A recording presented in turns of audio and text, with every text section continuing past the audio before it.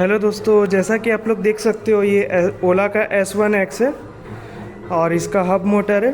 Hub motor का कुछ sound issue आया था तो हम लोग इसको ओपन किए हुए हैं। ये आप देख सकते हो इसका इंटीरियर पार्ट है।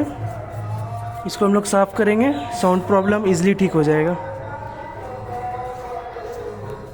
इसके आगे भी मैं बताऊंगा कैसे कैसे इसको खोला हूँ। कि सारे पार्ट्स मैंने खोल दिया है, ये ओपन देख सकते हो।